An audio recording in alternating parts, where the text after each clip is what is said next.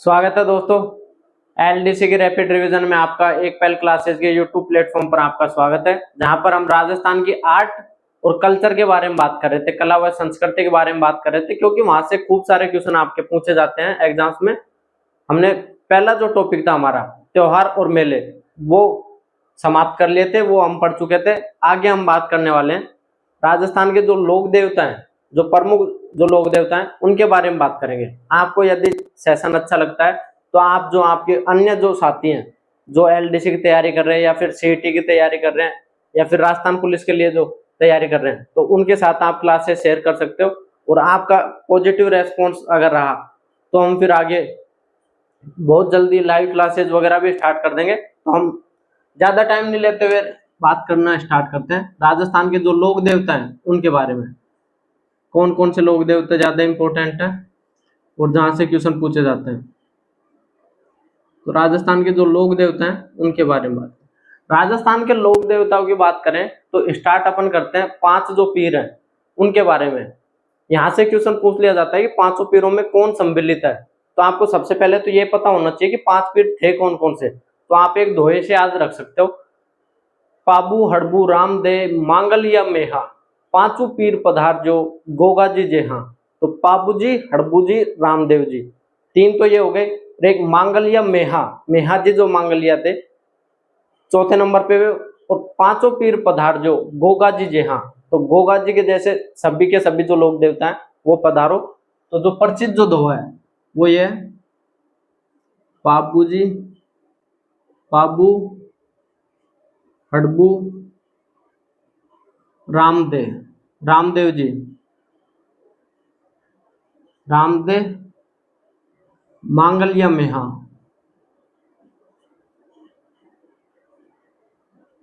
मांगलिया मेहा, जो मेहा जी हैं वो।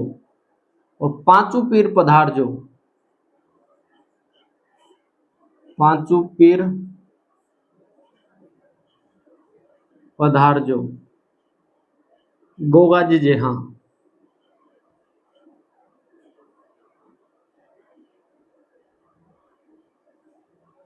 तो ये राजस्थान के जो 5 पीर हैं उनके बारे में सबसे जो प्रसिद्ध दोहा है, पाबू हड़बू राम दे मांगल या मेहा, पांचों पीर पधार जो गोगा जी जेहा। तो इनमें जो लोक देवता हैं, पाबू जी, हड़बू जी, रामदेव जी। रामदेव से आप यहाँ पे देवनारायण जी मत कर देना, रामदेव जी से, रामदेव से रामदेव जी, और एक मेहा जी, और इसके अलावा गोगा जी। तो ये 5 हमारे जो 5 पीर हैं उनके बारे में यहाँ से क्वेश्चन पूछा जाएगा आपसे। पांचों पीरों में कौन सम्मिलित नहीं है, रामदेव जी, गोगा जी, तेजा जी, और इनके अलावा पाबू जी। तो कौन से सम्मिलित नहीं है, तेजा जी, तेजा जी इसमें सम्मिलित नहीं है। या फिर ये पूछा जाए कि 5 पीरों में कौन सम्मिलित है, तो 3 आपको ऐसे दिए जाएंगे जो 5 पीरों में सम्मिलित नहीं है, और उनमें नाम आपको ऐसे दिए जाएंगे, तेजा जी, देवनारायण जी, मेहा जी, और इनके अलावा आपसे पूछा जा सकता है हरिराम जी। तो आप ये ध्यान रखें सबसे पहले तो 5 पीर कौन कौन से थे। इसके बाद में हम बातें स्टार्ट करते हैं, पाबू जी से हम बातें स्टार्ट करते हैं। पापू जी के बारे में हम बातें स्टार्ट करेंगे। पापू जी के बारे में क्या क्या हमारे पास जो जानकारियां हैं और जो एग्जाम्स में पूछी जाती रही है उनके बारे में बात करते हैं। जो पहले जो लोक देवता हैं जिनके बारे में हम पढ़ेंगे, वो पढ़ेंगे पापू जी के बारे में।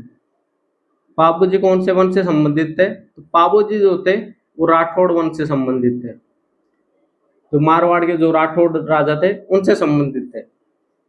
पापू जी का जो जन्म हुआ था वो जन्म हुआ था कोलू गांव में। कोलू गांव में इनका जन्म हुआ था। कोलूमंड, कोलूमंड में इनका जन्म हुआ था, जो कहाँ पे, वर्तमान फलोदी में। पहले ये जोधपुर में आया करता था।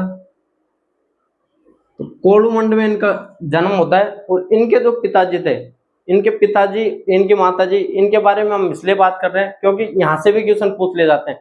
आपसे पूछे जाएंगे कि सम्मिलित कीजिए, नाम दे दिया जाएगा, उनके पिता का नाम पूछा जाएगा, तो इसलिए हम बात कर रहे हैं। इनके जो पिताजी थे वो थे धांधल जी।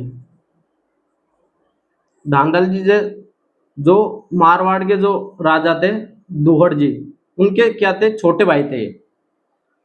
मारवाड़ के जो राजा हुए राव दुहड़, जो कर्नाटक से नागणेश माता की मूर्ति लेके आते हैं और नागाना वर्तमान बालोतरा में स्थापित करते हैं, तो उनके ये छोटे भाई थे, राव दुहड़ के ये छोटे भाई थे, कौन, धांधल जी।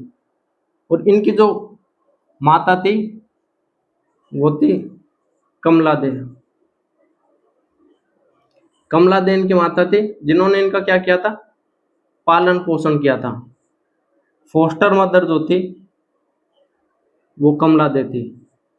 इनकी जो वास्तविक जो माता है वो एक परी को बताया जाता है, पापा की परी नहीं, जो आसमान से जो परी आती है वो बताया जाता है कि इनकी जो माता थी वो एक परी थी। और वो एक बार ऐसे पृथ्वी पर आया करती थी पहले परियां, तो एक बार पता नहीं उनका जो प्राइवेट जेट था उसमें कोई समस्या आ जाती है, कुछ होता है, जिससे वो मारवाड़ के यहाँ पे उतर जाती है। मारवाड़ के यहाँ पे उतरती है, अब गर्मियों का समय, और मारवाड़ में जो गर्मी पड़ती है भाई रे, राजस्थान में गर्मी का भीषण तापमान रहता है। गर्मी के समय में 50-50 डिग्री तक तापमान रहता है, तो आंखों की बांफड़ियां बढ़ जाए एक बार तो भाई, तो ये वहां पे उतर जाती है। तो शाम का टाइम था, अब इनको जब भयंकर गर्मी लगी तो ये कहीं तालाब के पास में जाती है आसपास वहां पे, और वहां पे नहाने लग जाती है। और इतने में ही वहां से धांधल जी गुजर रहे थे, तो धांधल जी का जो घोड़ा था उसको पानी वगैरह पिलाने के लिए उधर आ जाते हैं। जैसे ही वहां पे आते हैं और आके रुकते हैं, वो धांधल जी तो इनको देखते हैं और ये धांधल जी को देखते हैं कि यार आज तो चक्कर पड़ गया।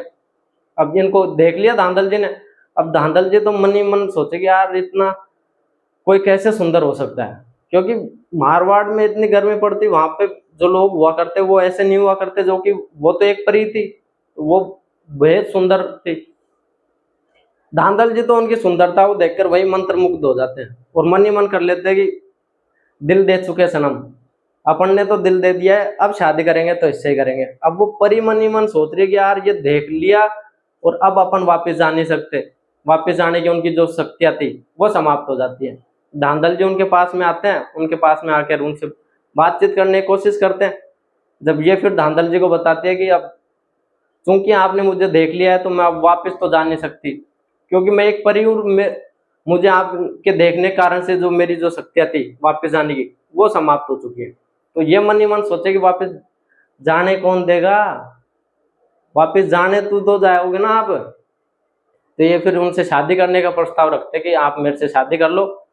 जब वो परी उनके सामने दो प्रस्ताव रखती है, दो प्रकार की शर्तें रखती है कि यदि आप मेरी शर्त मानते हो तो मैं आपसे शादी करूंगी। धांधल जी सोच रहे कि तू तो शर्त बता क्या है, बाकी तो फाइनल है अपना, तो अपनी तरफ से तो सब क्लियर है, तू तो बस एक बार बता दे क्या क्या शर्त है। तो दो शर्त रखती है कि एक तो मेरा जो महल होगा वो अलग होगा।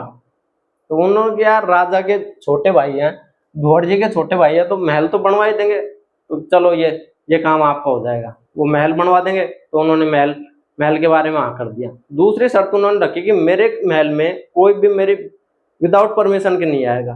धांधल जी ने कि यार कोई बात नहीं, ये भी अपन कर लेंगे, इतना सा अपन नौक करके चले जाएंगे। तो कि दोनों शर्त मान लेते हैं और इनसे शादी कर लेते हैं। शादी के कुछ समय बाद में इनके एक बेटा होता है, और जो बेटा होता है वो कौन होते हैं, पाबू जी।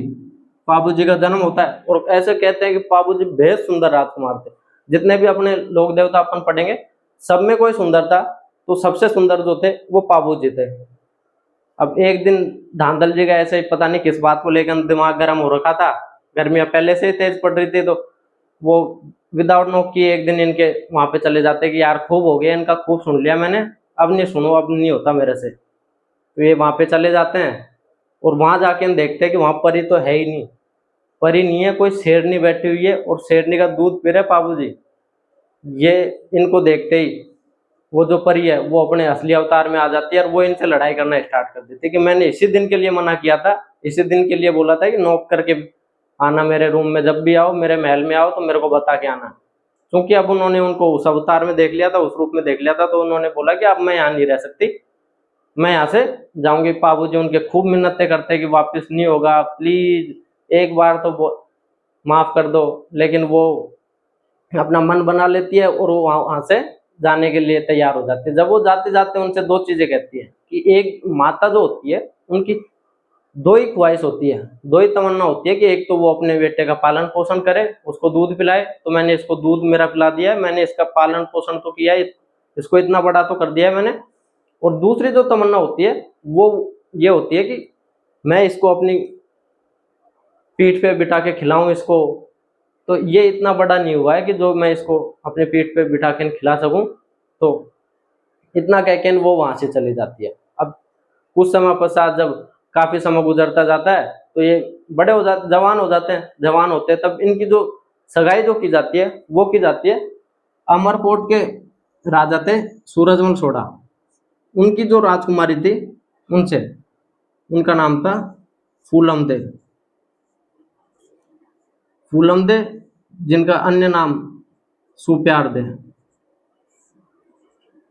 जो कहाँ की थी, अमरकोट के जो राजा थे सूरजमल, अमरकोट के राजा सूरजमल सोढ़ा,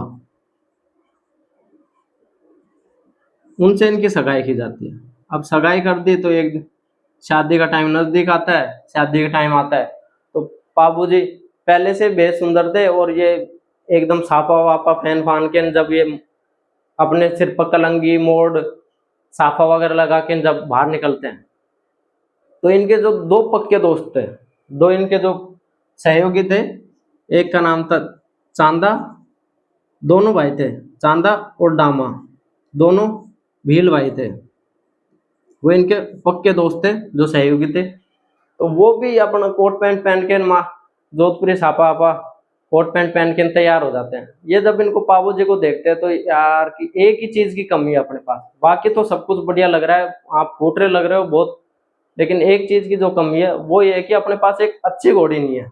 अब कि यार इस समय तो घोड़ी का कहाँ से इंतजाम करें।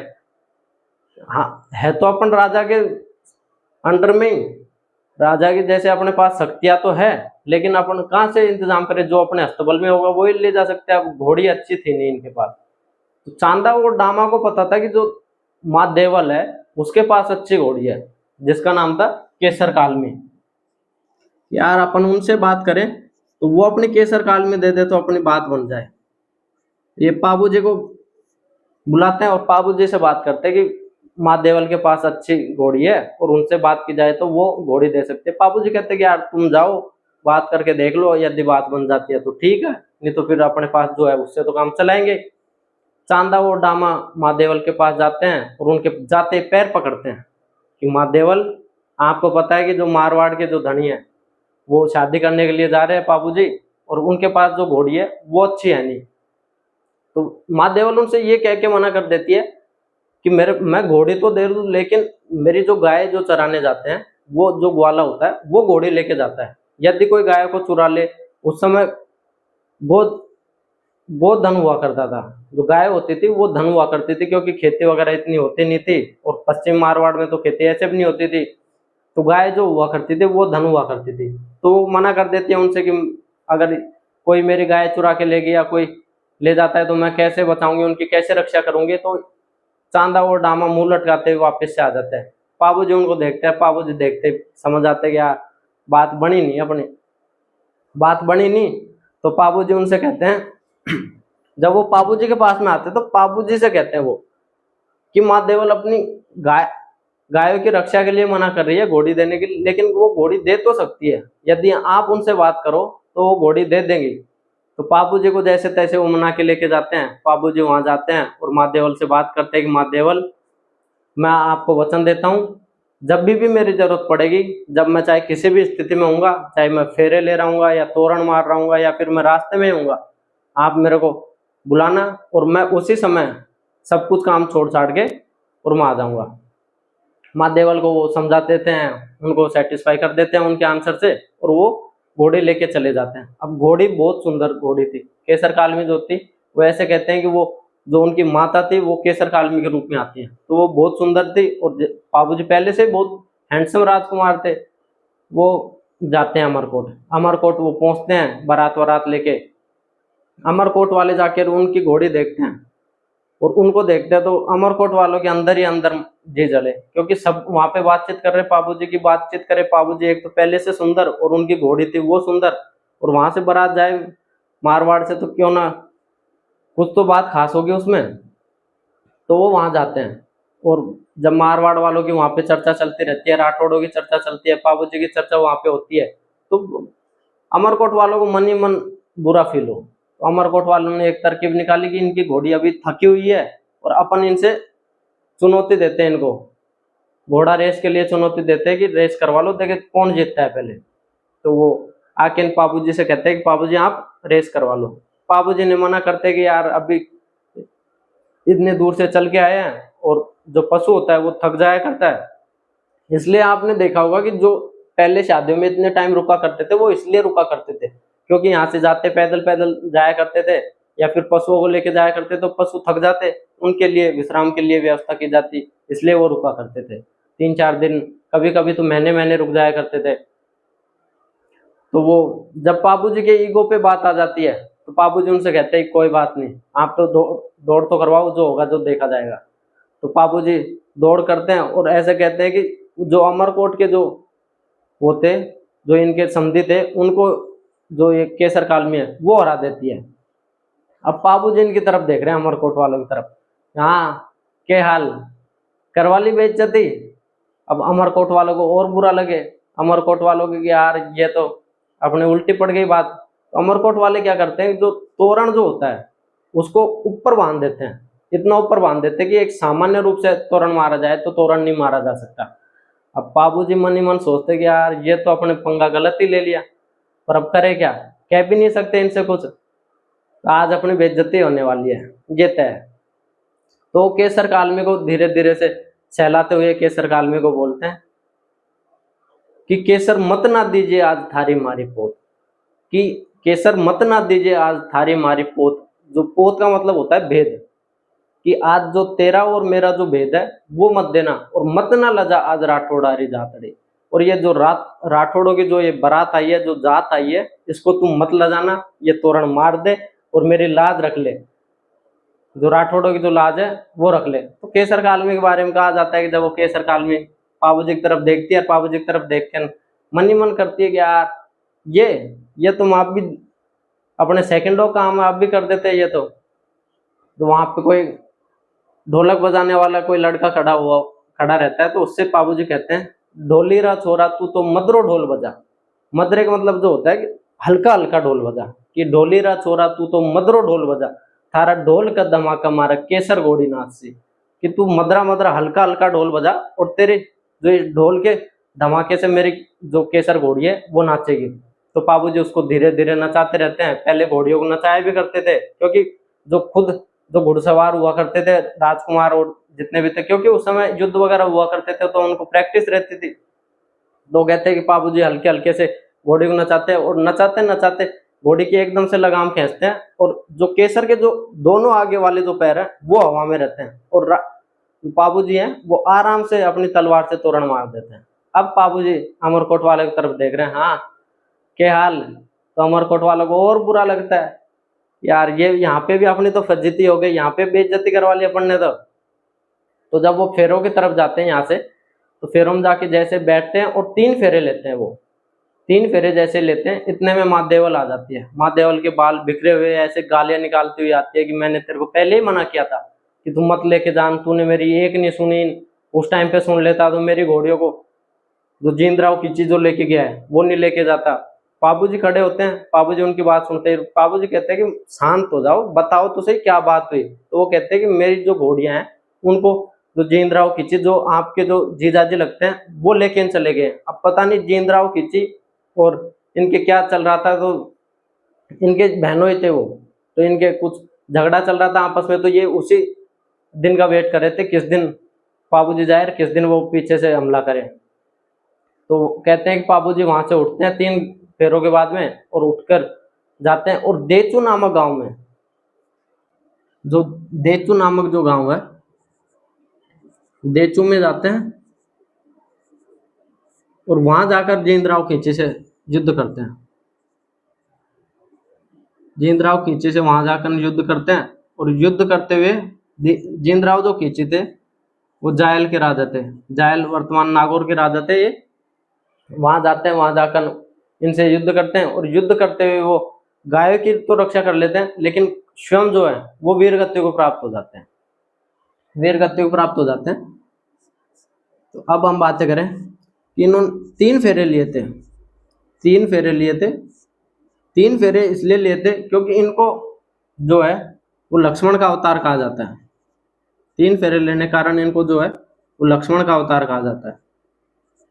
लक्ष्मण का अवतार इसलिए कहा जाता है कि जब वो वनवास में अपना वनवास निकाल रहे थे, वन में थे, उस समय शूर्पणखा और जो इनके बीच में जो प्रसंग होता है जिसमें ये कुएं के चारों तरफ 4 फेरे ले लेते हैं उस समय, तो ये उस समय शूर्पणखा से कहते हैं लक्ष्मण जी कि अभी तो हमारी शादी हो नहीं सकती, लेकिन जो कलयुग आएगा उसमें मैं तो बनूंगा पाबू और तुम बनोगे फूलम दे, और हमारी जो शादी होगी वो होगी। तो इस कारण से उन्होंने 4 जो फेरे थे वो तो उसने तभी ले लिए थे, जो लक्ष्मण जी थे उन्होंने तब ले लिए थे। 3 जो फेरे हैं वो इस समय लिए थे, तो इसलिए इनको लक्ष्मण का अवतार कहा जाता है, लक्ष्मण का अवतार इनको माना जाता है। और बातें करें तो इन्होंने क्या था कि जो 7 जो थोरी भाई थे उनकी रक्षा की थी, गुजरात के 7 थोरी भाई थे उनकी रक्षा की थी। इसलिए जो थोरी जो समाज है, थोरी समाज, गुजरात का थोरी समाज इनकी पूजा करता है। इन्होंने 7 थोरी भाइयों की रक्षा की, इन्होंने प्लेग से रक्षा की थी,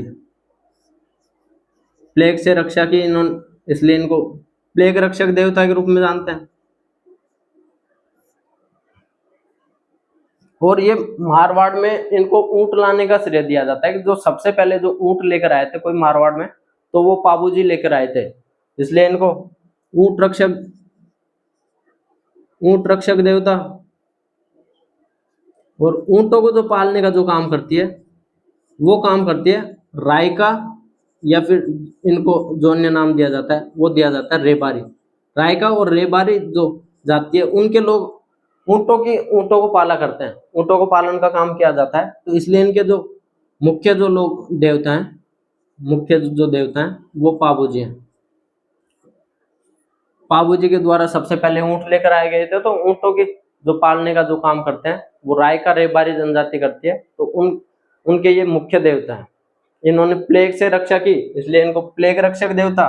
ऊंट ऊंट लेकर आए, इसलिए उनको ऊंट रक्षक देवता। रायका रेबारी का मुख्य देवता, 7 थोरी भाइयों की रक्षा करते हैं गुजरात में।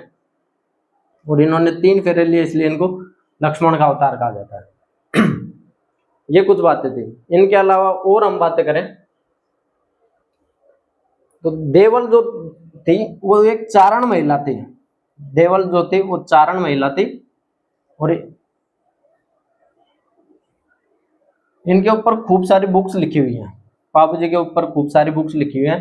तो उन बुक्स की हम बात करते हैं, कौन कौन से बुक्स हैं। तो जो पुस्तक हैं उनके बारे में बात करते हैं। पापू जी के ऊपर एक जो पुस्तक लिखी हुई है वो बांकीदास जी की पुस्तक है। बांकीदास जी की जो पुस्तक है वो है पापू जी रा गीत।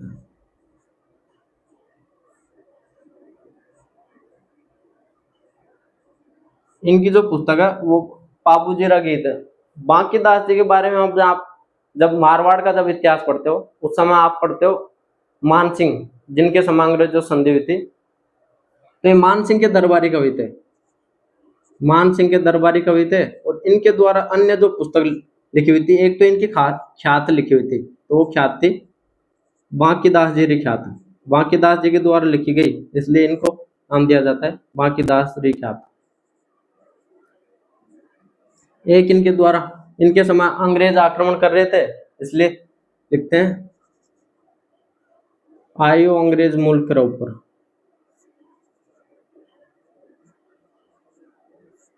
आयो अंग्रेज मुल्क रे ऊपर।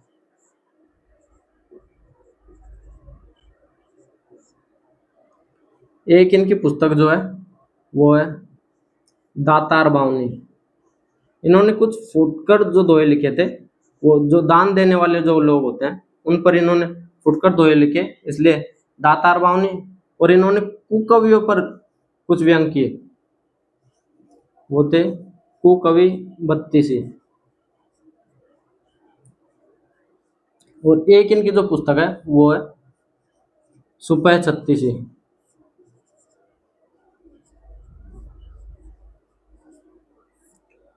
और एक इनकी पुस्तक है जो है मान जसोमंडन। तो ये इनकी खूब सारी बुक है। पाबूजी के लिए जो इन्होंने बुक जो लिखी थी वो लिखी थी पाबूजीरा गीत। पाबूजीरा गीत तो इन्होंने पाबूजी के ऊपर लिखी। मान सिंह के दरबारी कवि थे। मान सिंह जो थे वो मारवाड़ के राजा थे, मारवाड़ के राजा थे। और इन्होंने बांकीदास जी ख्यात आयो अंग्रेज मुल्क के ऊपर, दातार बावनी, कुकवि बत्तीसी, सुपह छत्तीसी और मान जसवंडन, ये इनकी कुछ अन्य बुक्स हैं जो आप राजस्थान की हिस्ट्री में पढ़ते हैं, जहां से क्वेश्चन पूछे जाते हैं बांकीदास जी की ख्यात वो कौन से राजा के समय लिखी गई थी, तो वो मान सिंह के समय लिखी गई थी, जिनमें ये कन्यावध का उल्लेख करते हैं।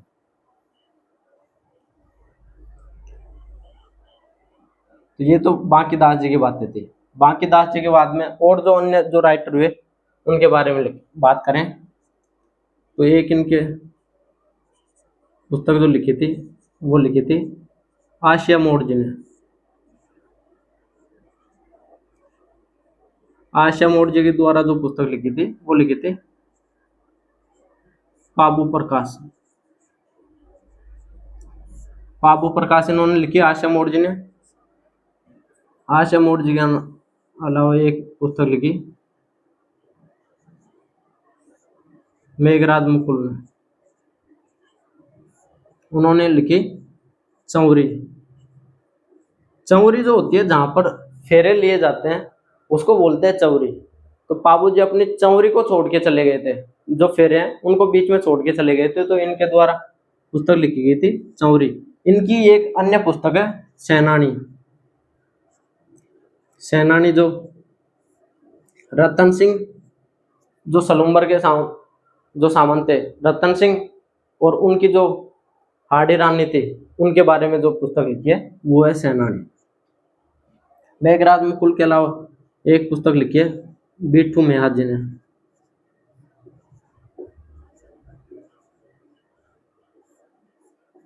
बिट्ठू मेहता जी ने लिखे हैं पाबूजी छंद। बाबू जी के जो छंद लिखे हैं वो लिखे हैं बिट्ठू मेहता जी ने। बिट्ठू मेहता जी के अलावा एक जो अन्य इनकी पुस्तक लिखी वो लिखी थी मोतीसर बख्तावर।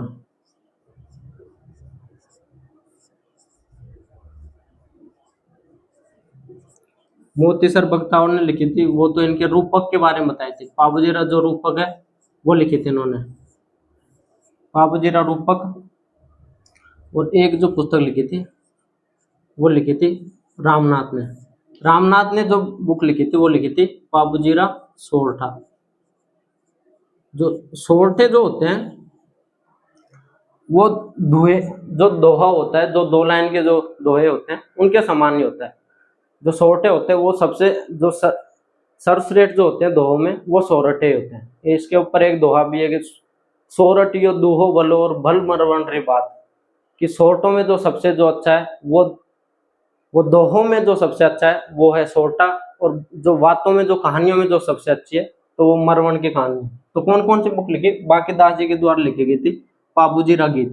आयशा मोड़ जी के द्वारा लिखी गई थी पाबू प्रकाश। रामनाथ जी के द्वारा लिखी गई थी पाबूजीरा सोरठा।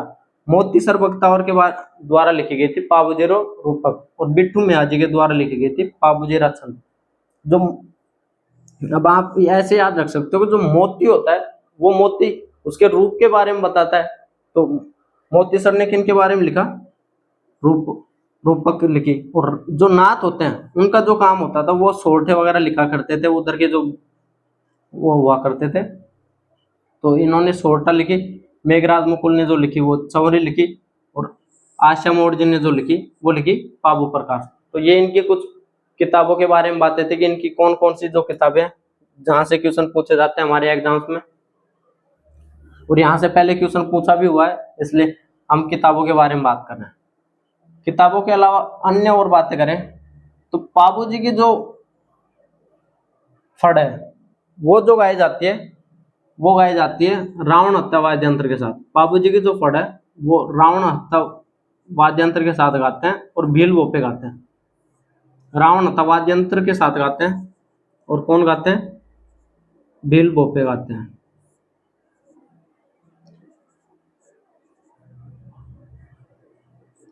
किसके साथ गाते हैं? रावण हत्था वाद्य यंत्र के साथ। और पापू जी की जो फड़ है वो सबसे लोकप्रिय कोई फड़ है जो लोक देवता में, वो पापू जी की फड़ है सबसे लोकप्रिय। तो ये भी आप ध्यान रखें। जबकि सबसे जो लंबी जो फड़ है वो है देवनारायण जी की फड़, जिस पर डाक टिकट जारी हो चुका है। और इनकी जो फड़ है वो सबसे लोकप्रिय है। और इनके जो पवाड़े जो गाए जाते हैं, पवाड़े जो लोक देवताओं की जो गाथाएं होती हैं, जो कहानियां होती हैं, वो जो गाए जाते हैं वो गाए जाते हैं माठ वाद्य यंत्र के साथ। तो इनके जो फड़ जो गाए जाते हैं वो तो गाए जाते हैं रावण हत्था वाद्य यंत्र के साथ। और कौन गाते हैं? भील बोपे। और इनके जो पवाड़े जो लोग गाथाएं होती है वो माठ वाद्य यंत्र के साथ गाए जाते हैं। और इनके बुक्स के बारे में बात है कि इनका जो मेला जो लगता है वो लगता है कोलूमंड में। मेला लगता है कोलूमंड में। और मेला जो लगता है वो लगता है चैत्र महोत्सव को। चैत्र महोत्सव मेला लगता है। और चैत्र में हम पढ़ते हैं कि एकादशी क्या लगता है? जोहर मेला लगता है। जोहर मेला कहाँ पे लगता है? चित्तौड़ में लगता है। वहां पर 3 जोहर हुए थे, इसलिए वहां पे जोहर मेला लगता है। 3 जोहर कब कब हुए थे ये आप कमेंट में मुझे बताना है, 3 जोहर कब कब हुए थे। तो ये कुछ बातें थी हमारी पाबू जी के बारे में।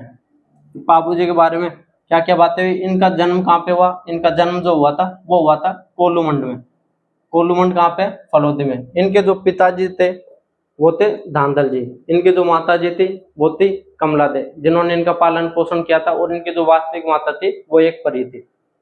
इनकी जो पत्नी थी वो थी फूलम दे, जिनको अन्य जो नाम है वो है सुप्यार दे, जो अमरकोट के राजा सूरजमल सोडा की क्या थी? राजकुमारी थी। इनके जो सहयोगी थे वो थे चांदा और डामा भीलबाई, जिनको गुजरात का राजा मारना चाहता था, लेकिन ये पाबू जी की शरण में आ जाते हैं और पाबू जी के द्वारा इनको शरण दी जाती है। और बाद में वो उनके पक्के दोस्त बन जाते हैं, बिल्कुल खास दोस्त, जो इनके साथ जींदराव खिलजी की लड़ाई में लड़ते हुए इनके साथ साथ मारे जाते हैं। वीर गति को जो प्राप्त होते हैं वो चांदा और डामा ऐसे इनके सहयोगी थे। इनके अलावा इनके जो घोड़ी थी उसका नाम था केसर कालमी। इन्होंने देचू नामक गांव में देवल नामक महिला गायों की रक्षा करते हुए जींदराव खिलजी से युद्ध किया और वीर गति को प्राप्त थे। इन्होंने 3 फेरे लिए, इसलिए इनको लक्ष्मण का अवतार। इन्होंने प्लेग से रक्षा की, इसलिए इनको प्लेग रक्षक देवता। ऊंट लेकर आए, इसलिए इनको ऊंट रक्षक। और रायका और रेबा जनजाति के जो मुख्य जो लोग देवता हैं, मुख्य जो देवता है वो यही है। इनके अलावा हमने इनके जो वो पढ़ेगी, इनकी जो फड़ है वो गाई जाती है रावण हत्था वाद्य यंत्र के साथ। जो कौन गाते हैं? भील बोपे गाते हैं। फड़ के बारे में और बात करें तो फड़ जो फेमस है, जो फड़ चित्रण का जो कार्य किया जाता है वो किया जाता है शाहपुरा में। शाहपुरा की फड़ फेमस है। और शाहपुरा में एक परिवार है, जो कौन सा परिवार है? जोशी। जोशी परिवार। जोशी परिवार फड़ चित्रण का कार्य करता है। और जोशी परिवार में भी एक महिला फड़ चितेरी हुई है। महिला फड़ चितेरी हुई है, वो है पार्वती जोशी। यहाँ से क्वेश्चन पूछा जा सकता है आपसे, पार्वती जोशी का संबंध किससे है? तो फड़ चित्रण से। फड़ चित्रण का जो कार्य किया जाता है वो शाहपुरा में किया जाता है। और शाहपुरा कौन सा? भीलवाड़ा वाला जो शाहपुरा है वो, ये जयपुर वाला शाहपुरा नहीं। इनके अलावा बात करें तो इनकी जो उपाधि थी वो थी हिंदवाण विभाकर। हिंदवाण विभाकर इनकी उपाधि थी। इन्होंने इनके जो पवाड़े जो गाए जाते हैं, इनके जो लोक गाथाएं गाए जाते हैं वो गाए जाते हैं माठ वाद्य यंत्र के साथ। माठ वाद्य यंत्र के साथ इनके लोक गाथाएं गाए जाते हैं। इनकी बुक्स के बारे में बात की, इनके पाबूजीरा गीत जो लिखी वो बांकीदास जी के द्वारा लिखी गई थी। बांकीदास जी की अन्य पुस्तकों के बारे में बात की, मेघराज मुकुल के द्वारा जो लिखी गई थी वो लिखी गई थी चौरी। इनकी एक और अन्य पुस्तक है वो है सेनानी। आशा मोड़ जी के द्वारा जो लिखी गई वो थी पाबू प्रकाश। पाबू प्रकाश के अलावा रामनाथ जी के द्वारा पाबूजीरा सोरठा, बिट्टू मियाँ जी के द्वारा पाबूजीरो छंद और मोतीसर बख्तावर के द्वारा पाबूजीरो रूपक, ये इनकी पुस्तकें थी। इनका जो मेला लगता है वो कोलूमंड में लगता है। कोलूमंड में चैत्र अमावस्या को इनका मेला लगता है। ये कुछ बातें थी हमारी पाबू जी के बारे में। पाबू जी के बाद में बात करें तो रामदेव जी की बात करते हैं। रामदेव जी की बातें करें, सेकंड जो लोक देवता है रामदेव जी। रामदेव जी जो थे वो तंवर थे। रामदेव जी तंवर, इनके आपसे जो वंश हैं उनके बारे में क्वेश्चन पूछे जा सकते हैं कि कौन से वंश से संबंधित है। तो रामदेव जी जो होते हैं वो तंवर वंश से संबंधित है। इनका जो जन्म हुआ था वो इनका जो जन्म हुआ था वो हुआ था उंडू कश्मीर में। उंडू कश्मीर उंडू कश्मीर में इनका जन्म हुआ था।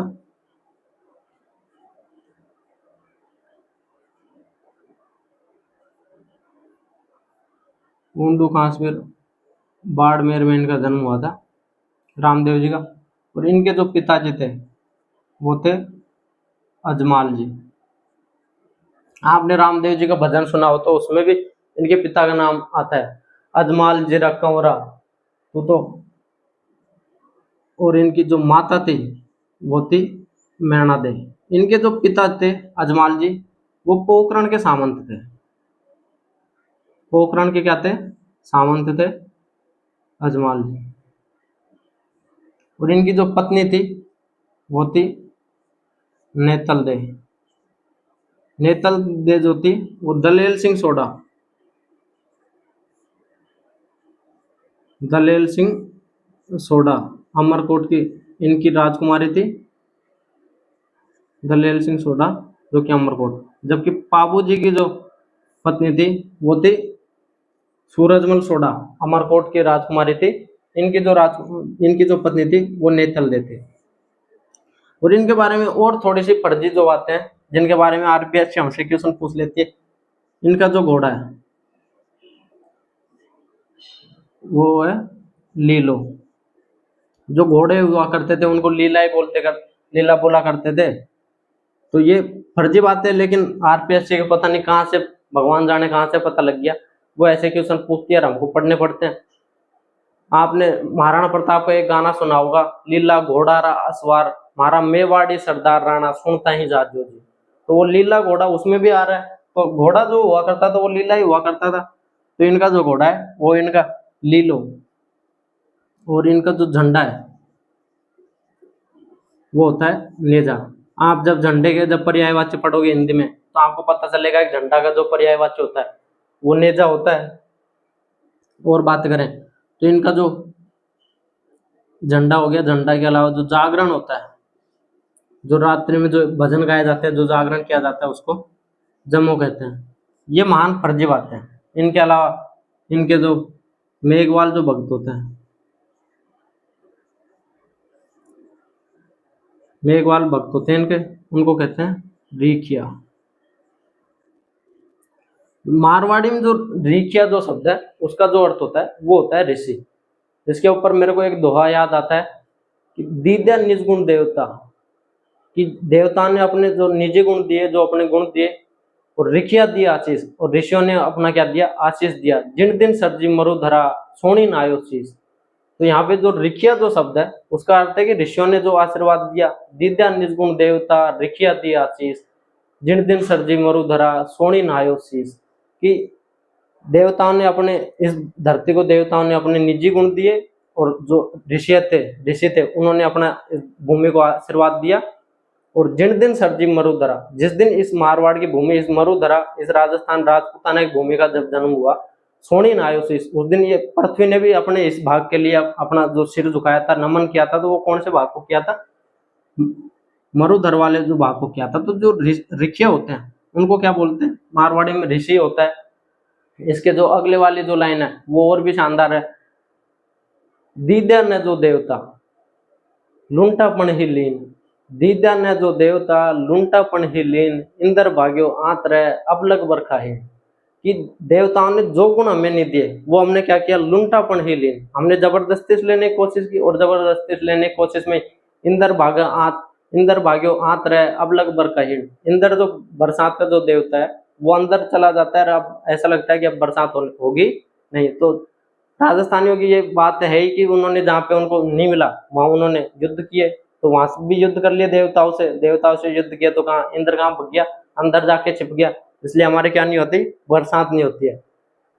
तो जो ऋषिया होते हैं उनका जो अर्थ होता है वो ऋषि होता है। तो मेघवाल जाति के ऐसे लोग जो साधु संत टाइप के जो लोग होते हैं वो ऋषिया कहलाते हैं। जो इनके क्या कहलाते हैं? मेघवाल जो भक्त है वो। तो इनके बारे में हमने बातें की। इनका जो जन्म हुआ वो ऊंडू काश्मीर बाड़मेर में इनका जन्म हुआ। और ये अजमाल जी के पुत्र थे और माता मैणादे के पुत्र। अजमाल जी इनके पिता का नाम, मैणादे इनकी माता का नाम। इनकी जो पत्नी थी वो नेतल दे थी, जो कि कहाँ की राजकुमारी थी, दलेल सिंह सोडा की अमरकोट की राजकुमारी थी। इनका जो झंडा होता है उसको नेजा कहा जाता है, इनका जो घोड़ा होता है उसको लीलो कहते हैं, जो जागरण किया जाता है उसको जम्मो बोलते हैं, और जो मेघवाल जो भक्त होते हैं वो कहलाते हैं दिखिया। और इनके जो गुरु थे, इनके जो गुरु थे वो थे बालीनाथ जी। बालीनाथ जी इनके गुरु थे, और इनके जो गुरु हैं बालीनाथ, उनका जो मंदिर बना हुआ है वो बना हुआ है मैसूरिया पहाड़। मैसूरिया पहाड़ी पे इनका मंदिर बना हुआ है। और मैसूरिया पहाड़ी कहाँ पे? जोधपुर में। अभी मेरी कोई एग्जाम थी, उस समय मैं यहाँ पे गया हुआ था जोधपुर। तो वहाँ पे मेरी सिस्टर रहती है जो MBBS कर रही है, तो उन्होंने मेरे को बोला था कि अपन यहाँ पे चलते हैं मैसूरिया हिल पे, वहाँ पे रात को माहौल अच्छा होता है, देखने लायक चीजें। लेकिन मेरा दुर्भाग्य तो मैं वहाँ पे जा नहीं पाया था। तो मैसूरिया पहाड़ी पे किन का मंदिर बना हुआ है? बालीनाथ जी का मंदिर बना हुआ है, जहाँ पे मैं नहीं जा पाया था। तो आप कभी जोधपुर जाओ तो ये देख के आना, क्योंकि जोधपुर में जो देखने लायक जो जगह है रात को, वो यहाँ पे रहती है। एक तो जो वो झील है, वहां पे जा सकते हैं, जो रात को झील में तो क्या ही देखोगे। लेकिन जो अन्य जो स्थान है देखने लायक वो है मैसूरिया पहाड़ी। मैसूरिया पहाड़ी पे किनका मंदिर बना हुआ है? तो बालीनाथ जी का मंदिर बना हुआ है, जो इनके गुरु थे। इनके और बातें करें अजमाल इनके रामदेव जी की, तो रामदेव जी के पिता जो थे वो पोखरण के सामंत थे। ये बात हम कर रहे थे कि ये पोखरण के सामंत थे। पोखरण में एक व्यक्ति था, भैरव नामक कोई सेठ था। वो लोगों से क्या करता था, ब्याज लेता था, पैसे देता और अपने वो ब्याज जाल में उनको फंसा लेता था। तो उनका ये दमन करते हैं, उसको यहाँ से बाहर निकाल देते। तो इन्होंने भैरव नामक व्यक्ति का दमन किया था। इनका जो मेला जो लगता है वो लगता है रूणीचा। रूणीचा जिसको अन्य जो नाम देते हैं वो है रामदेवरा। रामदेव जी के यहाँ पे धाम बना हुआ है। और ऐसा कहते हैं कि जब मारवाड़ प्राप्त हुआ, तो वो पोखरण जब इनको प्राप्त हुआ था, तो ये अपनी भतीजे को पोखरण दहेज में दे देते हैं। जिस प्रकार राव चुंडा को मंडोर मिला था दहेज में, उसी प्रकार ये अपनी भतीजे को दहेज में जो पोखरण है वो दहेज में दे देते हैं। और वहां से ये आते हैं रूणीचा आते हैं। रूणीचा रामदेव जी आए, इसलिए उनको क्या नाम दिया? रामदेवरा दिया। यहाँ पे जो इनका मेला लगता है वो लगता है, ये मैंने आपको पहले बताया हुआ है, भाद्रपद शुक्ल द्वितीया से एकादशी। भाद्रपद शुक्ल द्वितीया से एकादशी तक मेला लगता है।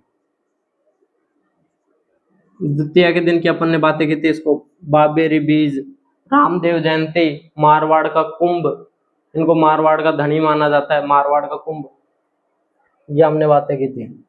तो कब लगता है मेला इनका? भाद्रपद शुक्ल द्वितीया से एकादशी। और इनके जो अन्य जो नाम है वह इनका रामसा पीर। आप जब इनके मंदिर में जाओगे तो वहां पे आपको हिंदू जो जनसंख्या है उससे ज्यादा आपको जो मुस्लिम जनसंख्या है वो आपको देखने को मिलेगी। रामसा पीर, और एक और नाम देते हैं वो है पीरों का पीर। ये जितने भी 5 पीर हैं उनमें सबके जो पीर हैं तो वो यही है। पीरों का पीर जो है रामसा पीर, वो कौन है? रामदेव जी है। और रामदेव जी के जो मंदिर है वहां पर पूजे जाते हैं पगले, पूजे जाते हैं। रामदेव जी के मंदिर में क्या पूजे जाते हैं? पगले पूजे जाते हैं। मैं गया था एक बार, जब यहाँ से लीलाना एक्सप्रेस आती है जयपुर से, उस दिन तो शायद वो वहां से लगी थी, क्या बोलते हैं, जयपुर के आगे वो स्टेशन है एक, वहां से लगी थी ये। तो वहां से हम बैठ के गए थे, सुबह यहाँ पे उतरे और हमने इनके रामदेव जी के जो मंदिर है उनके दर्शन किए थे। इनके मंदिर के पीछे ही एक तालाब बना हुआ है, वो बना हुआ है राम सागर तालाब बना हुआ है। ऐसा मानता है कि वहां पे कोई नहाता है और जिसके चर्म रोग वगैरह हो रखे हैं तो वो सही हो जाते हैं। राम सागर की पाल पर ही इन्होंने सन 1458 में क्या ली थी? जीवित समाधि ली थी। जीवित क्या ली थी? समाधि ली थी। कब ली थी? 1458 में ली थी। और कहाँ पे ली थी? राम सागर की जो पाल है वहां पर ली थी। तो तो राम सागर की पाल पर इन्होंने जीवित समाधि ली। और ये एक अच्छे राइटर भी थे। इनके द्वारा एकमात्र ऐसे लोग देवता हैं जिनके द्वारा एक बुक लिखी हुई है। इनकी जो बुक है वो है 24 बाणियां।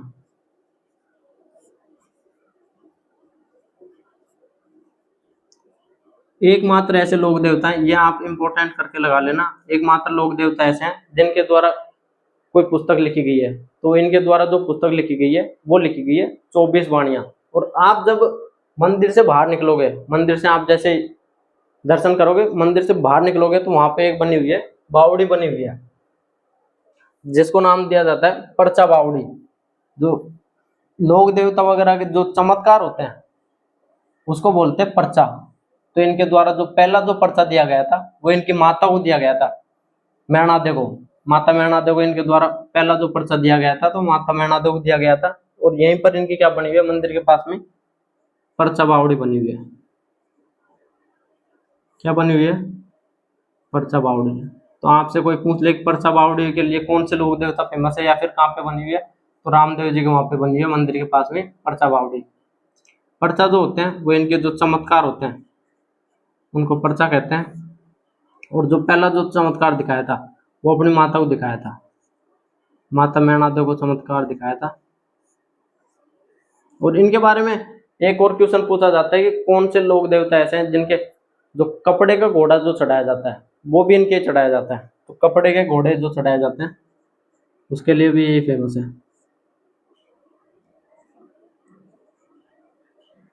कपड़े के घोड़े। और इनके अलावा इनके बारे में बात करें तो इनके जो मंदिर हैं उनके बारे में बात करें, इनके मंदिर हैं। उनसे पहले एक बात और करते हैं, रामदेव जी के द्वारा कामड़िया पंथ की स्थापना की गई थी। रामदेव जी के द्वारा कौन से पंथ की स्थापना की गई थी? कामड़िया पंथ की स्थापना की गई थी। रामदेव जी के द्वारा कौन से पंथ की स्थापना की गई थी?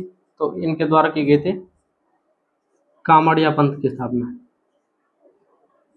कामड़िया पंथ की स्थापना करते हैं रामदेव जी। और कामड़िया पंथ की जो महिलाएं होती हैं वो रामदेव जी का जब मेला लगता है उस समय पर एक नृत्य करती हैं। वो कौन सा नृत्य करती हैं? 13 ताली नृत्य। इस नृत्य के बारे में क्वेश्चन पूछे जाते हैं कि यह नृत्य कब किया जाता है। वर्तमान रूप में तो ये एक व्यावसायिक लोक नृत्य बन चुका है, लेकिन इसका जो मूल जो था जहाँ से इसकी उत्पत्ति हुई, तो इनकी जो उत्पत्ति होती है वो कामड़िया पंथ से होती है। और कामड़िया पंथ की महिलाएं कहाँ पे करती है? रामदेव जी के मेले में करती हैं। ये रामदेव जी के जो मेला लगता है उसका मुख्य जो आकर्षण होता है वो यही होता है, रामदेव जी के मेले में करते हैं। 13 ताली नृत्य इसलिए पड़ता है इसका नाम क्योंकि ये 13 मंजिरें बांध कर करती है, हाथों में 13 मंजिरें बांधती है। 13 मंजिरें बांधने के कारण 13 ताली कहलाए। 13 मंजिरें जो बांधते हैं और 9 तो जो राइट जो लेग होता है, जो दायां जो पैर होता है उसमें बांधती हैं। 2 अपनी एल्बोज पे बांधती हैं, जो यहाँ जो कोहनियां रहती हैं वहां पर बांधे जाते हैं 2। और 2 वो रखती है हाथों में, 2 अपने हैंड्स पे रखते हैं। और ये जो नृत्य है ये वास्तव में तो नृत्य है ही नहीं। इसमें क्या किए जाते हैं? करतब दिखाए जाते हैं। क्या किए जाते हैं? 13 ताली नृत्य में करतब दिखाए जाते हैं। खूब सारे करतब दिखाती है महिलाएं, करतब दिखाते हैं। और ये नृत्य ऐसा है जो बैठे बैठे किया जाता है। महिलाएं बैठी रहती हैं और महिलाएं बैठे बैठे उनको मंजीरों को ऐसे बजाते रहती है। पीछे से जो पुरुष हैं वो साथ साथ में वाद्य यंत्र बजाते रहते हैं। वाद्य यंत्र इसमें तानपुरा और चौतारा वाद्य यंत्र इसमें बजाए जाते हैं। 4 तार होने के कारण उसको चौतारा कहलाता है। ये क्वेश्चन पूछा गया है कि कौन सा नृत्य है जो बैठकर किया जाता है। तो बैठकर कोई नृत्य किया जाता है वो कौन सा किया जाता है? 13 ताली जो नृत्य किया जाता है वो बैठकर किया जाता है। और 13 ताली नृत्य का मुख्य जो केंद्र बना हुआ है वो बना हुआ है पादरला, पादरला पाली। पादरला पाली में इसका मुख्य जो सेंटर है वो पादरला पाली में। और उसकी जो मुख्य जो नृत्यांगना है वो है मांगी बाई। कौन सी है? मांगी बाई। एक अन्य कलाकार लक्ष्मण दास, और लक्ष्मण दास के अलावा मोहिनी, लेकिन जो सबसे ज्यादा जो इम्पोर्टेंट है वो मांगी बाई। मांगी बाई के द्वारा पादरला पाली में ये मुख्य केंद्र बना हुआ है इसका। और पादरला पाली में इनका एक मंदिर है। पादरला पाली वो सॉरी पादरला पाली में नहीं, पाली में इनका एक मंदिर है, वो है बिराटिया में। बिराटिया में इनका एक मंदिर बना हुआ है। विराटिया में मंदिर होने का जो कारण है वो यही है, क्योंकि यहाँ पर क्या करते हैं, कामड़िया पंथ की जो महिलाएं तेरह ताल नृत्य करती है, उसका मुख्य केंद्र कहाँ पे है? पाली में। तो पाली में खूब सारे वहाँ पे कामड़िया पंथ के लोग रहते होंगे, और कामड़िया पंथ के जो लोग हैं वो रामदेव जी को अपना मानते हैं गुरु के रूप में। तो कामड़िया पंथ की महिलाएं तेरह ताल नृत्य कहाँ पे करते हैं? पादरला में करते हैं। तो पादरला पाली में इनका एक मुख्य जो सेंटर बना हुआ है, जो मुख्य जो मंदिर बना हुआ है वो बना हुआ है विराटिया पाली में, इनका एक मंदिर बना हुआ है। मंदिरों के बारे में हम बात कर रहे हैं कि मंदिर कहाँ कहाँ पे है।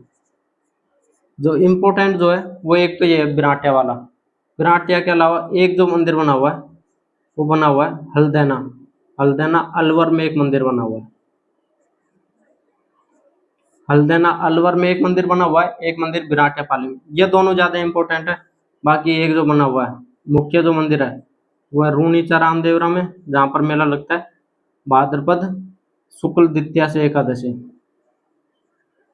रामदेवरा में, रूनीचा रामदेवरा में एक मेला लगता है। एक लगता है इनका छोटा रामदेवरा। छोटा रामदेवरा कहाँ पे है? गुजरात में। क्योंकि गुजरात में इनका एक मेला कहाँ पे लगता है? छोटा रामदेवरा में। और एक जो मेला लगता है वो कहाँ पे लगता है? पोखरण। क्योंकि पोखरण में इनके जो पिता थे अजमाल जी, वो पोखरण के क्या थे? सामंत थे। तो वे पहले पोखरण में रहा करते थे, इसलिए पोखरण के लोग पूछते हैं। रूनीचा में बाद में आके रहे, वहां पे जहाँ इनका मुख्य मंदिर बना हुआ है, तो वहां पे इनका मंदिर है एक। एक हल्दैना अलवर में, ये थोड़े अलग जगह है। इसमें भी जो बिराटिया वाला है, बिराटिया में हम पढ़ रहे हैं कि कामड़िया पंथ की महिलाएं रहती हैं, कामड़िया पंथ के लोग रहते हैं, तो बिराटिया में इनकी पूजा करते हैं। ये जो है ये थोड़ा अलग है। और जो डिफरेंट जो होता है उसको पूछ लिया जाता है एग्जामिनर के द्वारा। ऐसे देखे जाते हैं कि जहाँ से रामदेव जी का डायरेक्ट डायरेक्ट कोई संबंध नहीं है, तो वहां से क्वेश्चन पूछ लिया जाता है। एक बात अपन करें तो इनकी बहन थी, इनकी बहन थी एक राजिल बाई, वो सॉरी डाली बाई, जो इनकी धर्म की बहन थी डाली बाई। डाली बाई का भी इनके जो मंदिर बना हुआ है वहीं पर इनका मंदिर बना हुआ है डाली बाई का। और ये जो डाली बाई थे ये मेघवाल जाति की थी, इसलिए हमने पढ़ा कि मेघवाल जाति के जो लोग हैं, जो भक्त हैं, उनको क्या कहते हैं? रिखिया कहते हैं। और ये मेघवाल जाति की इनकी धर्म की बहन बनाई हुई है। तो ये इन्होंने क्या काम किया? एक तो सामाजिक भेदभाव दूर करने का प्रयास किया। क्या प्रयास किया इन्होंने? जब कोई अन्य जाति की महिला है, कोई नीचे जाति की कोई महिला है, उनको ये अपने बहन के रूप में मान रहे, तो कहीं ना कहीं इन्होंने सांप्रदायिक जो सौहार्द है उसको बढ़ाने का प्रयास किया है। तो इन्होंने भेदभाव को दूर किया, एक तो भेदभाव को दूर करने का प्रयास किया। और इन्होंने हिंदू मुस्लिम जो एकता है उसको बढ़ाने का प्रयास किया। और क्या किया? हिंदू मुस्लिम एकता, हिंदू मुस्लिम एकता को बढ़ाने का प्रयास किया, और जो भेदभाव है उसको दूर करने का प्रयास किया। तो ये हमारी बातें थी रामदेव जी के बारे में। रामदेव जी के बारे में खूब सारी बातें हो गई। रामदेव जी का जो जन्म हुआ था वो उर्दू कश्मीर में हुआ था। इनके जो पिताजी थे वो अजमाल जी थे, जो पोखरण के सामंत थे। इनकी माता का नाम मैणा दे, इनकी जो पत्नी है वो नेतल दे, इनका जो झंडा है वो नेजा। इनके जो मेघवाल जो भक्त हैं वो रिकिया कहलाते हैं। रिकिया का मैंने आपको बताया कि ऋषि होता है, जो साधु टाइप के जो लोग होते हैं जो इनकी पूजा करते हैं वो रिकिया कहलाए। इनका जो जागरण होता है उसको जमो, घोड़ा जो होता है उसको लीलो कहते हैं। इनके द्वारा पुस्तक लिखी गई थी 24 वाणियां। ये एकमात्र ऐसे लोग देवता हैं जिनके द्वारा बुक लिखी गई थी। तो इनके द्वारा 24 वाणियां पुस्तक लिखी गई। भैरव नामक व्यक्ति कोई सेठ था जो लोगों को अपने ऋण जाल में फंसा रहा था, जो ब्याज ब्याज में फंसा रहा था, तो उसका ये दमन करते हैं, उसको पोखरण से बाहर भेजते हैं। और इनके जो गुरु हैं वो है बालीनाथ जी, जिनका कहाँ पे बना हुआ है मंदिर? मैसूरिया पहाड़ी जोधपुर में इनका मंदिर बना हुआ है। और उसके अलावा हमने बात की कि इनका जो मेला लगता है वो रूनीचा रामदेवराम मेला लगता है। एक वो द्वितीया से एकादशी को लगता है। और दसवें के दिन इनकी जो बहन है डाली बाई, उन्होंने समाधि ली थी। इन्होंने जो एकादशी को जो समाधि ली थी वो इनके पीछे जो तालाब बना हुआ है मंदिर के पीछे, राम सागर की पाल पे ली थी। 1458 ईस्वी में ली थी। और इनके मंदिर में जो है पगले पूजे जाते हैं। और इनके जो मुख्य मुख्य जो मंदिर बने हुए हैं वो बने हुए विराटिया पाली में, जहाँ पर कांवड़िया पंथ के लोग रहते हैं पाली में। तो कांवड़िया पंथ के लोगों ने वहां पे रहने के कारण से वहां पे मंदिर बनाए और वहां पे पूजा की। एक मंदिर इनका बना हुआ है हल्देना में, एक मंदिर है इनका छोटा रामदेवरा में, एक मंदिर पोखरण में और एक मंदिर इनका रोनिचा रामदेवरा में। इन्होंने कांवड़िया पंथ की स्थापना की। कांवड़िया पंथ की महिलाएं 13 ताली नृत्य करती हैं, 13 मंदिरें बांध कर करती हैं, 9 राइट लेग में, 9 दाएं पैर में, 2 कोहनियों पे और 2 हाथों में लेकर करती हैं। वास्तव में ये नृत्य नहीं है, इसमें करतब दिखाए जाते हैं। और करतब क्या दिखाए जाते हैं कि भाई कोई पतली जो महीन जो सुई होती है उसको आंखों के यहाँ पे रख ले, पुतलियों पे रख के लेके आ गए, 10 का नोट है उसको पीछे से उठा के लेके आ गए, तो ऐसे इसमें स्टंट दिखाए जाते हैं। बैठ के महिलाएं नृत्य करती हैं। ये क्वेश्चन यहाँ से पूछा हुआ है कि कौन सा नृत्य बैठ कर किया जाता है, तो 13 ताल जो नृत्य है वो बैठ कर किया जाता है। तो ये हमारे पास खूब सारी बातें थी तेजाज जी के बारे में। तेजाज जी क्या, रामदेव जी के बारे में। रामदेव जी के बाद में बात करें तो बात करते हैं हड़बू जी के बारे में।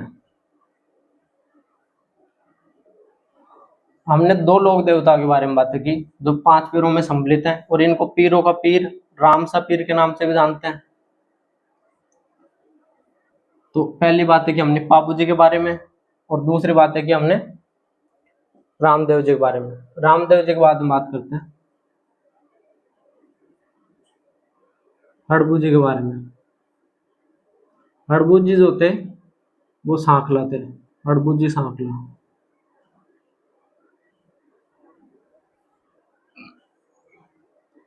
हड़बू जी का जो जन्म हुआ था वो हुआ था बुंडेल,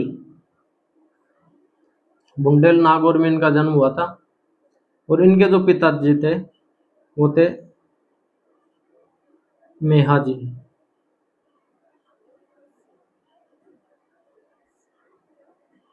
मेहाजी सांखला। मेहाजी सांखला इनके पिता थे।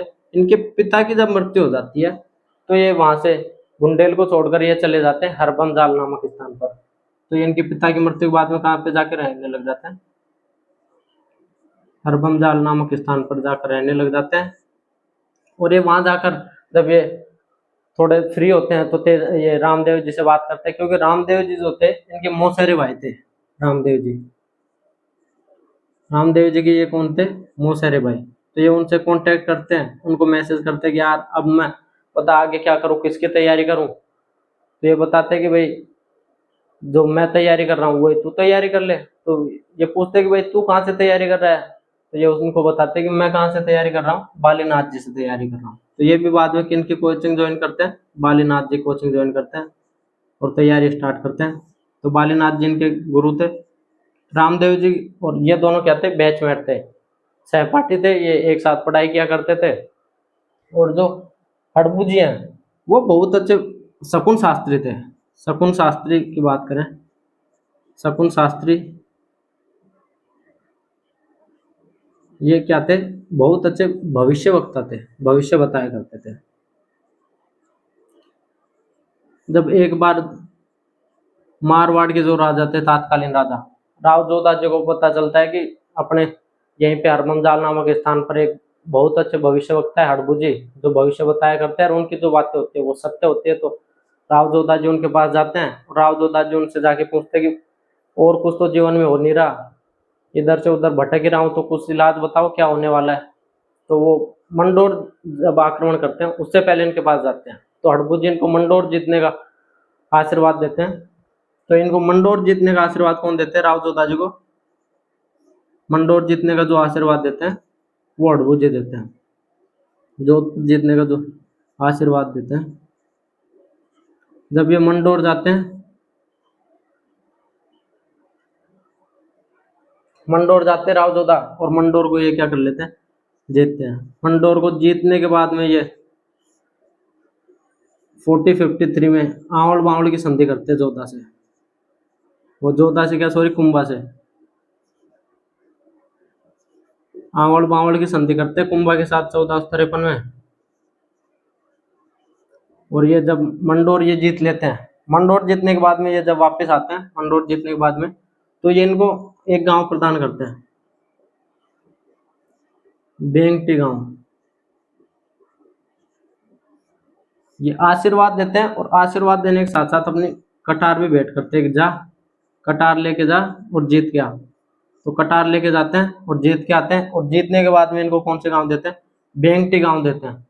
राव जोधा जब मंडोर जीतते हैं, मंडोर जीतने के बाद में इनको बेंगटी गांव देते हैं, और बेंगटी गांव में ये बाद में जाके वहां पे सेटल हो जाते हैं कि अब बहुत हो गया जीवन में भागदौड़, अब अपन यहीं पे रहेंगे। तो ये बेंगटी गांव में रहने लग जाते हैं। और यहाँ पर जो गाय हैं, जो दिव्यांग जो गाय हैं, गायों के यहाँ पर क्या करते हैं, पालन पोषण करते हैं गायों का। बेंगटी गांव में गायों का पालन पोषण करते हैं, और इनके पास एक पुरानी सी बैलगाड़ी थी, बैलगाड़ी लेकर जाया करते। जो निसहाय जो गाय होती, जो दिव्यांग जो गाय होती, जो खुद से अपने चारे की व्यवस्था नहीं कर पाती थी, तो ये अपने बैलगाड़ी में जाते और उनके लिए चारा वगैरह लेके आते। तो इनके जो मंदिर हैं उनमें बैलगाड़ी की पूजा की जाती है।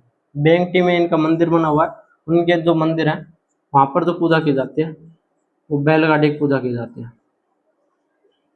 मंदिर में बैलगाड़ी की पूजा की जाती है। तो मंदिर में कौन से लोग देवता ऐसे हैं जिनके मंदिर में बैलगाड़ी की पूजा की जाती है, तो ऐसे लोग देवता कौन से, हड़बूजी, क्योंकि वो बैलगाड़ी से जो निसहाय जो गाय होती थी उनकी सेवा करते थे, उनके लिए चारा वगैरह लेके आते थे बैलगाड़ी से। तो इनके इसलिए इनके मंदिर में जो पूजा की जाती है वो बैलगाड़ी की पूजा की जाती है। और बेंगटी में बाद में राव जोधा के बाद में जो बाद में कोई राजा हुए, अजीत सिंह जी, उनके द्वारा यहाँ पर मंदिर का निर्माण करवाया गया था। तो बाद में अजीत सिंह जी यहाँ पर मंदिर का निर्माण करवाते हैं बेंगटी में। और इनका जो वाहन था उसके बारे में याद रखना, इनका जो वाहन था वो सियार था। इनका वाहन क्या था, सियार था, क्योंकि अन्य जो लोग देवता हुए उनके किसी के घोड़ा घोड़ी जो वाहन है, लेकिन इनका कोई वाहन अन्य है, कोई अलग है, वो सिहार है। तो इसके बारे में आपसे क्वेश्चन पूछा जा सकता है कि सिहार कौन से जो लोग देवता हैं उनके वाहन है, तो ये हड़बुजी के वाहन है सिहार। हड़बुजी के बारे में हमने बात की कि इनका जन्म कहाँ पे होता है, बुंदेल में इनका जन्म होता है। इनके पिताजी थे मेहाजी सांखलिया।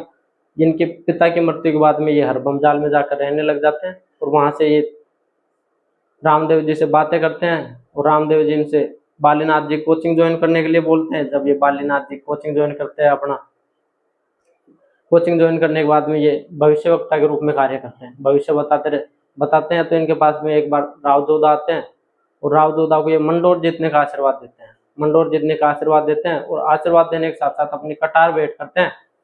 और जब राव जोधा मंडोर जीतता है, मंडोर जीतने के बाद में आंवल वावल की संधि करता है 1453 में, और जीतने के बाद में इनको बेंगटी गांव देता है, बेंगटी गांव देता है। बेंगटी गांव में जाके रहने लग जाते हैं, वहां पर गायों की सेवा करते हैं, बैलगाड़ी में बैठकर उनके लिए चारा लेकर आते हैं। तो इनके जो मंदिर बने हुए उनमें बैलगाड़ी की पूजा की जाती है। बेंगटी में बाद में जो मंदिर बनवाया वो बनवाया था अजीत सिंह जी के द्वारा, अजीत सिंह जी के द्वारा मंदिर बनवाया गया। उनके जो वाहन है वो कौन सा है, सियार। तो ये हमारी बातें थी हड़बुज जी के बारे में। हड़बुज जी के बारे में बात करें तो बात करें गोगा जी के बारे में। गोगा जी के बाद में हमारे पास एक 500 पीरों में जो बचेंगे वो बचेंगे मेहा जी। तो मेहा जी के बारे में ज्यादा कुछ बातें हैं नहीं, तो हम बात करते हैं गोगा जी के बारे में।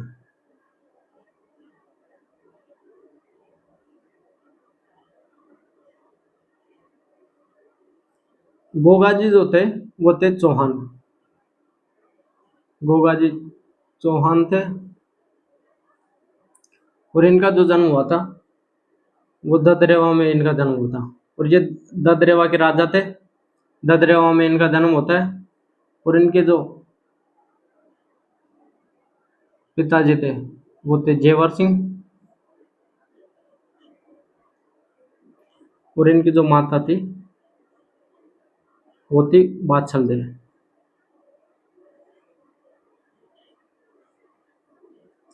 गोगा जी के पिता जेवर वगैरह ज्यादा पहनते होंगे, इसलिए इनका नाम क्या पड़ गया, जेवर सिंह। तो गोगा जी के जो पिता थे वो जेवर सिंह थे, और इनकी माता जो थी वो थी बादशाह दे। इनका जो घोड़ा है, घोड़े के बारे में लिख लो।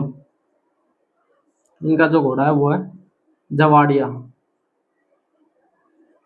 और ये जो नाम मिलता है इनके घोड़े का वो मिलता है, टोड इनके घोड़े के बारे में बताता है कि इनका जो घोड़ा था वो कौन सा था, जवाड़िया था। गोगा जी के बारे में कहानी है कि गोगा जी का जब पहले क्या हुआ करते थे, खूब सारे बाल विवाह हुआ करते थे। बाल विवाह अभी भी होते हैं। मैंने आपको बताया था कि अक्षय तृतीया, आखा तीज के दिन खूब सारे, सबसे ज्यादा जो बाल विवाह होते हैं वो इसी दिन होते हैं। तो पहले बाल विवाह हुआ करते थे, तो इनके भी जो शादी होती है वो बचपन में हो जाती है। इनकी पत्नी को एक बार क्या करता है, कोई सांप खा जाता है। जब इनको इस बात की सूचना लगती है, जब इनको खबर लगती है, तो ये अपने मंत्र चालू करते हैं भाई। भाई मंत्र चालू करते कि अपन बचाएंगे इनको, अपनी पत्नी को बचाएंगे, अपना कर्तव्य है पत्नी को बचाना। तो ये अपनी पत्नी को बचाने के लिए मंत्र चालू करते हैं। जैसे ही मंत्र चालू करते हैं, जो सांप थे जितने भी, वो एक एक आके पड़ने लगते हैं नीचे। ऐसे कहते हैं कि एक कढ़ाई थी, उनमें आके पूरे सांप पड़ने लगते हैं। जब जो नागों के जो राजा थे, उनको जब पता चलता है कि कोई ऐसे गोगाजी नाम का कोई व्यक्ति है और उसकी पत्नी को सांपों ने खा लिया, तो वो पूरे सांपों को आज समाप्त करने की प्रयत्न कर रहे हैं कि सारे जो सांप वंश है, जो जाति है इनकी, वही आज मैं समाप्त कर दूंगा। तो वो सांपों के जो देवता हैं, जो सांपों के जो राजा हैं, नागराज आते हैं। नागराज आके इनकी जो पत्नी है उनका जहर उतारते हैं। इनका जहर उतारने के बाद में इनको उपाधि देते हैं नागराज की। तो ये क्वेश्चन और ये जो कहानी बताने का कारण है कि इनको नागराज, नागराज कौन से जो लोग देवता हैं उनको नागराज के रूप में जाना जाता है। तो नागराज के रूप में जो जाना जाता है वो गोगा जी को जाना जाता है। और आज भी कोई सर्पदंश होता है, कोई सांप काटता है, तो जो भजन जो गाए जाते हैं, या फिर किन के पास लेके जाया जाता है, गोगा जी के पास लेके जाया जाता है। गोगा जी के जो मंदिर बने हुए हैं वो बने हुए हैं खेजड़ी वृक्ष के नीचे। इनके जो मंदिर बने हुए हैं वो बने हुए हैं खेजड़ी वृक्ष के नीचे। इनके बारे में कहा जाता है कि जट है जट है, खेजड़ी बट्ठा बट्ठा गोगो। जहां जहां खेजड़ी है वहां वहां क्या बने हुए हैं, ये बने हुए हैं। इनके क्या बने हुए हैं, थान बने हुए हैं। इनकी एक पुस्तक है, बुक है, गोगा जी ब्यावला।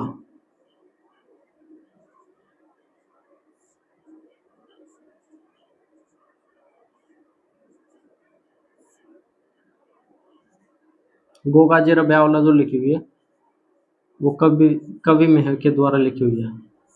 जो बिट्टू में है उनके द्वारा इनकी जो पुस्तक है गोगा जी ब्यावला वो लिखी हुई है। और गोगा जी के द्वारा गायों की रक्षा के लिए इन्होंने युद्ध किया था महमूद गजनवी से।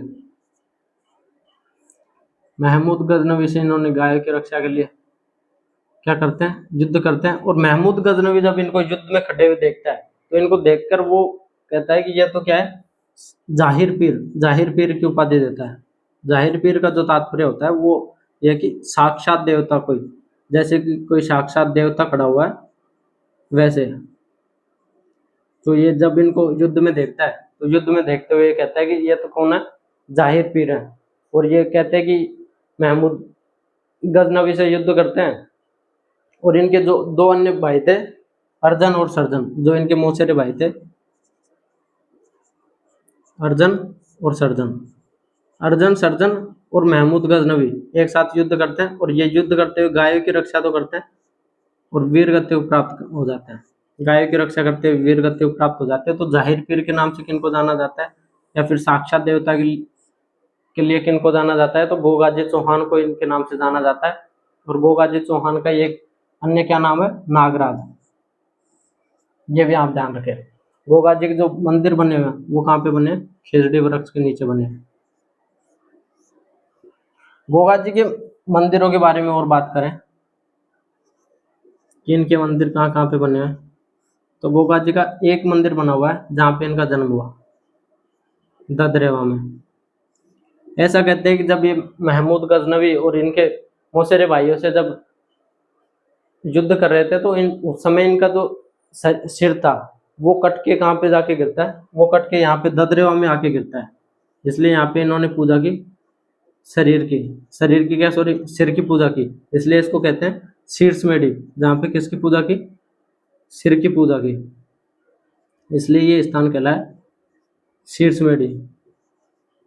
और इनका जो धड़ जो गिरा था वो गिरा था नोहर, हनुमानगढ़ की बात करें जहाँ पे लगता है गोगा मेढ़ी में। हनुमानगढ़ में दूसरी जगह है गोगा मेढ़ी। तो कहते हैं कि इनका जो शरीर जो जाके गिरा था, जहाँ पे धड़ जाके गिरा था, इसलिए इसको कहते हैं दुर्मेढ़ी। यहाँ पे इनके जो शरीर की पूजा की जाती है, जो धड़ जो जाके गिरा था वो कहाँ पे गिरा था? नौहर हनुमानगढ़ में जाके गिरा था। तो वो कहाँ पे लगता है? इनके दो जगह मेले लगते हैं, एक लगता है ददरेवा में और एक लगता है गोगामेडी में। और इनके बारे में अपन बात कर रहे थे, त्योहार पढ़ रहे थे तब। गोगा नवमी को इस दिन मेले लगते हैं दो जगह, जिस दिन किसान अपने हल को 9 गांठ वाली राखी बांधता है, तो वो इसी दिन बांधता है। और इनका जो गोगामेडी वाला जो मंदिर बना हुआ है, ये जो बनवाया था, ये बनवाया था फिरोज शाह तुगलक के द्वारा। फिरोज शाह तुगलक, फिरोज शाह तुगलक के द्वारा इसका निर्माण करवाया गया था, गोगामेडी वाला जो मंदिर है इसका। और इसको जो वर्तमान जो स्वरूप दिया गया था, तो वो बीकानेर के जो राजा थे गंगा सिंह जी, उनके द्वारा इसको दिया गया था वर्तमान स्वरूप। जो वर्तमान में आप जाओगे तो आपको जो देखने को जो मिलता है, वो स्वरूप दिया था गंगा सिंह जी के द्वारा।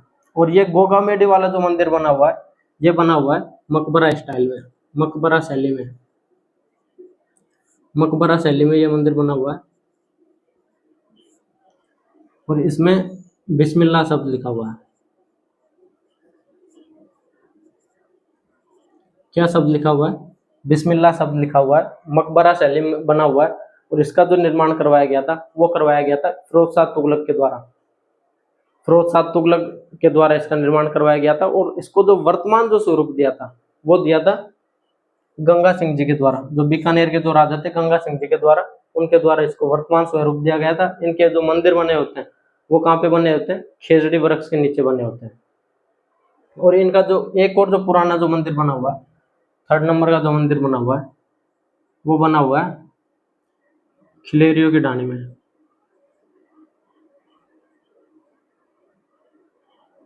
खिलेरियों की ढाणी जो कहाँ पे है? सांचौर जालोर में। सांचौर जालोर में इनका जो मंदिर बना हुआ है, वो बनाया गोगाजिरी ओलडी।